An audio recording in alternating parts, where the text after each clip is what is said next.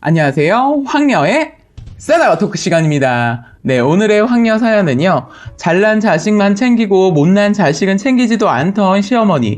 하지만 결국 모든 것이 뒤바뀌어 눈치 보며 살게 된다는 내용의 사연입니다. 사연 읽기 전에 구독과 좋아요, 많은 공유 부탁드릴게요. 저희 시댁 가족 구성원은 홀 시어머님, 손이 시누이 한 분, 아주버님, 형님.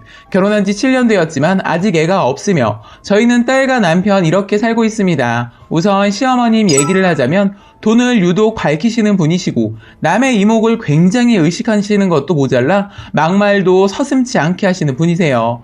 그래서 그런지 몰라도 비교도 많이 하고 흉도 많이 보는 그런 스타일이신 분 같더라고요. 결혼 전에 인사를 갔는데 잘 알지도 못하는 시댁 친척 얘기를 하면서 주절주절 자랑을 하고 시댁 집안은 그렇게 잘난 사람들이 많다는 둥. 그런데 어쩌다 저희 신랑만 이렇다는 둥 비교를 하시길래 너무 황당하고 기분이 나빴어요. 그래도 결혼할 사람을 제 앞에서 깔아뭉개니까 저까지 깎이는 기분에다가 무시당하는 것 같아서 신랑에 대해 어머니가 모르고 계시는 부분을 제가 마구 얘기하니까 딱 잘라서 말하시더군요.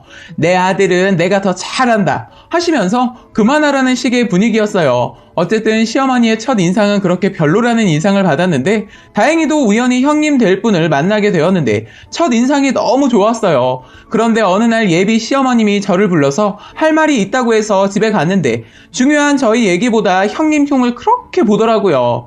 아니 학벌이 좋고 직장만 좋으면 뭐하니? 애를 낳아야지. 그리고 결혼해서도 공부만 하다 직장 들어간 지 얼마 되지도 않았는데 공부 그만하면 됐지 또 무슨 공부를 한다고 저러는지 모르겠다 하시면서 궁금하지도 않은 얘기를 자꾸 하면서 신우 흉까지 보더군요. 저는 뭐라 딱히 해드릴 말씀이 없고 해서 듣기만 하고 집으로 오면서 이 어머님 나한테 왜 이러시나 했어요. 저는 그때만 해도 어머님과 이렇게 부딪힐 줄 몰랐어요. 제가 결혼을 할 때쯤에는 형님이 하시던 공부도 다 마치고 직장에서 아주 잘 나가는 분이 되셨더라고요. 결혼 선물을 형님한테 받았는데 역시 잘 나가셔서 그런진 몰라도 선물의 차원이 다르더라고요.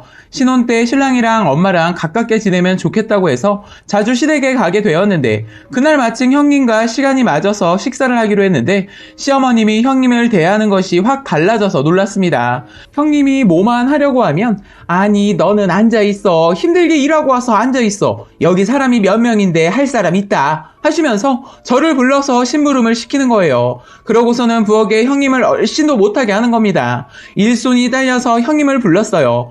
형님 저 이것 좀 같이 하면 좋겠어요 했더니 형님도 그래 내가 잘 못하지만 해볼게. 많이 가르쳐줘 하셔서 가르쳐드리면서 잘하고 있는데 순간 시어머니 아니 고세를 못 참고 일하고 있었어? 일하느라 힘들었을 텐데 그냥 들어가서 쉬고 있어. 내가 할게. 하시면서 반강제로 끌고 가시더니 방까지 데려다주고 오는데 기분이 상해서 저도 모르게 얼굴색이 변하니까 시어머님이 너는 집에서 일하고 쟤는 사회생활 하잖니? 하는데 기가 막혀서 신랑을 불렀더니 그래 니네 신랑이랑 같이 해라. 쟤네들 챙겨줄 거 없나 봐야겠다. 하시는데 기분이 너무 상해서 신랑한테 집에 가자고 하고 서둘러 먼저 혼자 나와버렸어요. 신랑이 놀라서 뒤따라오더니 왜 그래 무슨 일이 있었어? 내 얘기를 다 듣고 나서는 신랑이 엄마 못됐다 그치? 내가 도와줄게. 일단 참고 들어가자. 오늘은 가족들 다 만나서 밥 먹는 자리니까 밥 먹으면서 얘기하자 하면서 저를 달래주어서 일단 들어갔어요. 그렇게 신랑의 도움을 받아서 밥을 먹는데 그날 모든 얘기는 형님네 이야기뿐이었어요. 신랑이 뭐라고 한마디 하려고 하면 어머님이 자꾸 말을 잘라버리고 형님네 얘기로 몰고 가는 겁니다. 저 너무 화가 나서 도저히 참다가 한마디 제가 했어요. 어머님 오빠 말 끊지 말고 좀 들어주세요 했더니 다들 저를 보다가 아주머님이 그래 엄마 우리가 우리 얘기만 했네 하시면서 신랑한테 이것저것 물어도 보고 들어주시더군요. 그런데 시어머님 표정은 떫은감 씹은 표정을 하시면서 밥만 드시더군요. 밥을 다 드시고 치우려고 하는데 시어머님이 갑자기 이것들은 우리가 치울 테니까 걱정하지 말고 어서들 먼저 가서 쉬어 하시면서 등 떠밀어 보내시는데 어이가 없더군요. 형님도 난처해 하시면서 화끈하게 한마디를 해주시더군요. 어머님, 아까는 어머님이 너무 그러셔서 일단 있었는데 이건 아닌 것 같아요. 어머님이 이러시면 저랑 동서랑 사이가 어색해지잖아요. 일단 먹은 건 남자들도 다 같이 치우고 갈게요. 그리고 앞으로는 집에서 이러지 말고 밖에서 먹어요. 하시니까 알았다. 그래, 처음부터 그럴 걸 그랬나 보네. 다음엔 그러자. 하시는 겁니다. 사실 이날 제가 먼저 그냥 밖에서 먹자고 했는데 어머님이 분명히 돈도 없는데 뭐하러 나가서 돈을 쓰니? 그냥 집에서 간단히 먹자 하셨는데 저렇게 말하시는 거 보니까 진짜 밉더라고요. 그런 일이 있고 나서는 저희는 시어머님이 식사하자고 해도 일이 있다고 자꾸 둘러대고 가지 않았어요. 석 달 동안 2번인가 형님네랑 밖에서 먹고 그 이후로도 집에서 먹자 하면 가지 않았어요. 한 번은 어머님이 급하시다고 집에 잠깐 오라고 해서 가니까 형님네 반찬 해뒀으면서 저희 거 가지고 가면서 온 김에 형님네 가져다 드리라고 하는 거예요. 그날 특별한 일도 없고 해서 알았다고 하고 기다리고 있는데 어머님이 전화를 방에서 받으시더니 환하게 웃고 나오시면서 또 형님 얘기를 하는 거예요. 니네 형님이 내가 반찬 줬다고 세상에 용돈을 보냈단다. 별거 아닌데 돈까지 주고 그러네. 하여간 통이 커. 하시면서 자랑을 하더군요. 누구는 반찬 받고 용돈 드리는데 빈손으로 가져가려니까 뒤통수도 따갑고 기분이 더럽더군요. 누가 반찬해달라고 한 것도 아닌데 일부러 오라고 해서 자랑하시려고 저러시는 건 아는데도 정말 싫더라고요. 전 그냥 쿨하게 내 방식대로 했어요. 어머님, 저는 드릴 돈이 없어요. 그리고 저희 반찬 간단하게 그때그때 만들어서 소진하니까 저희 거는 앞으로 만들어주지 말아주세요. 했더니 안다, 바라지도 않아. 그냥 한 김에 했고 큰애네 거만 주려고 조금 하면 맛도 안 나고 해서 넉넉히 하다 보니까 남아서 준 거니까 그냥 가져다가 먹기나 해. 하는데 이 시어머니 어떻게 해야 내 화가 풀릴까 싶은데 도저히 방법이 없어서 그냥 속으로 삭히고 왔어요. 그런데 어머님은 하루에도 몇 번씩 전화를 하셔서 형님이 얼마 줬다느니 시누이가 뭘 사줬다느니 시댁 친척 누구가 뭘 보냈다느니 자랑질을 하시면서 제 일도 바쁜데 자꾸 전화를 하는 겁니다. 몇 번은 받아드렸는데 도저히 안 될 것 같아서 어머님, 저 일하고 있어서 그만 끊어야 할 것 같아요. 했더니 네가 집에서 할 일이 뭐가 있다고 그러냐? 집도 코딱지만한데 할 일이 뭐가 있어? 자꾸 이런 말로 제 화를 돋구는데 언제까지 이런 말을 들어드려야 하나 싶더군요. 한 번은 형님네 해외여행을 가셨는데 어머님 전화하셔서는 형님 집 가서 집 좀 치워주자고 하더군요. 그래서 딱 잘라 말했어요. 싫어요. 형님도 어머님이 오셔서 청소하는 거 싫어하실 거예요. 했더니 큰애가 그러디? 싫다고? 묻더군요. 괜히 이간질 시키는 일이 생길까봐 아니라곤 했지만 사실 형님 시어머니 굉장히 싫어해요. 형님이 처음부터 저한테 기뜸해 주더군요. 동서가 결혼하기 전에 느꼈겠지만 어머님 좀 많이 유별나셔서 돈도 많이 밝히는 분이시고 사람과 비교도 많이 하시고 자랑도 장난 아니야. 앞으로 더 지내보면 알 거야. 나도 처음에 많이 힘들었는데 지금은 그냥 돈 들이고 편하게 살고 있어. 그런데 돈으로 다 끝나지 않더라.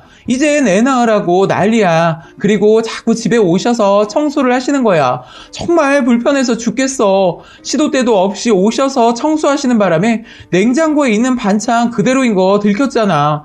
그날도 용돈 드리는 날 아니었는데 드렸더니 화 풀려서 가셨어.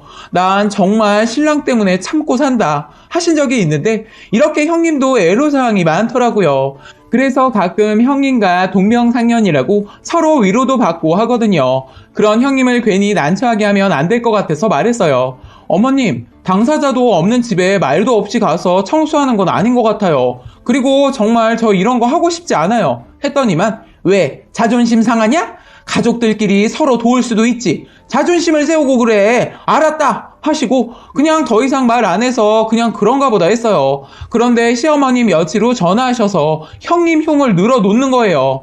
세상에 저 때 해준 반찬 가져간 거 다 썩어서 내가 다 버리고 왔다. 아니 애가 청소도 안 하고 집도 엉망으로 해놓고 놀러를 갔더라? 하시면서 1시간을 떠드는데 귀도 아프고 몸도 안 좋아서 스피커로 해놓고 그냥 뒀어요. 제가 순간 잤나봐요. 누가 저를 막 불러서 깼네요. 시어머니 그걸 가지고 너는 시어머니가 얘기하고 있는데 잤다는 둥 또 1시간가량 저한테 잔소리를 하는데 겨우 들어주고 끊었어요. 시어머님이 시누이한테 전화해서 제 흉을 봤는지 전화가 오더군요. 시누이도 엄마지만 이해가 안 되는 분이라는 거 알기 때문에 저한테 전화해서는 달래주면서 이해해달라고 부탁까지 하더라고요.